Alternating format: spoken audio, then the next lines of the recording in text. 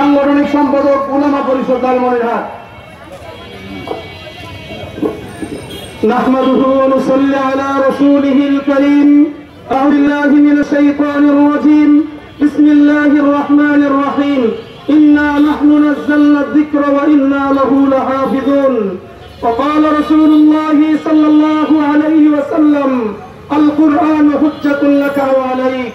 সংগ্রামী তাওহীদি মুসলিম জনতা, আজকে আমরা এখানে কেন উপস্থিত হয়েছি আমরা সকলেই জানি।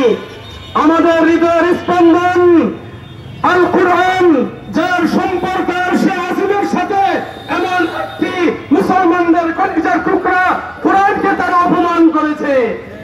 কোরআন যখন অপমান হয় তখন কোন মানুষ ঘরের মধ্যে বসে থাকতে পারে না। আমরা দেখেছি ইতিপূর্বে যখন কোন হিন্দুদের উপর আঘাত করা হয়েছে, হিন্দু ধর্মের উপর আঘাত করা হয়েছে, তখন সাহাবাগী নামক নাস্তিকবাদীরা মিডিয়ার মধ্যে তুলপাড় শুরু করে দিয়েছে। আজকে মুসলমানদের কলিজে আঘাত করেছে, পবিত্র কুরআনুল কারীমের উপর আঘাত করেছে, যার সম্পর্ক আরশে আজিমের সাথে। কিন্তু আজও পর্যন্ত এখনো পর্যন্ত আমরা দেখি নাই কোন সাহাবাগী কোন নাস্তিকবাদী এ ব্যাপারে মুখ খুলেছে। এই জন্য আমাদের সজাগ থাকতে হবে। আমাদের কোরআনকে, আল্লাহর কোরআনকে আমাদেরকে হেফাজত করতে হবে। কোরআনের হেফাজতের দায়িত্ব আল্লাহ নিয়েছে, কিন্তু এই কোরআনের হেফাজত আল্লাহ করে করবেন। কোরআনের হেফাজত করার জন্য যদি আমরা রক্ত দেই, কোরআনকে হেফাজত করার জন্য যদি আমরা আমাদের সময় ব্যয় করি, কোরআনকে হেফাজত করার জন্য যদি আমরা লড়াই করি, আল্লাহ আমাদেরকে সম্মান করবে। আমরা যদি ঘরে বসে থাকি, আল্লাহ রাব্বুল আলামিন কিয়ামতের দিন আমাদেরকে ছাড় দিবেন না। আল্লাহ রাসূল হাদিসে বলেছেন, কোরআনের সুপারিশ ব্যতীত কেউ জান্নাতে যেতে পারবে না।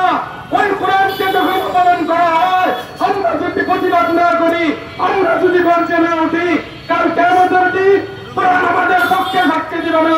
আমাদের নিশ্চিত জাহান্নামে যেতে হবে। আমরা কি জাহান্নামে যেতে চাই? আমরা কোথায় যেতে চাই? আমরা জান্নাতে যেতে চাই। কোরআনের সুপারিশ আমাদের প্রয়োজন। কোরআনের সুপারিশ যদি আমাদের প্রয়োজন হয়, এই কোরআনের সম্মান রক্ষার জন্য, কোরআনের হেফাজতের জন্য কারা কারা রক্ত দেওয়ার জন্য প্রস্তুত আছে?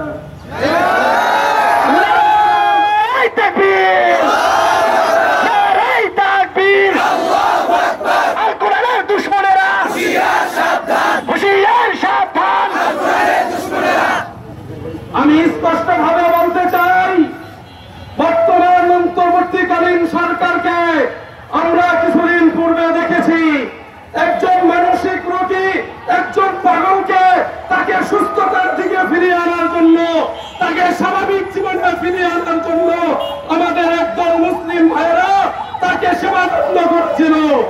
কিন্তু নাস্তিকবাদীরা স্বাধীনতার নামে, স্বাধীনতার দোহাই দিয়ে ওই সমস্ত আমাদের মুসলিম ভাইদের বিরুদ্ধে প্রোপাগান্ডা চালিয়ে পুরো দেশ তুলপাড় করে দিয়েছে।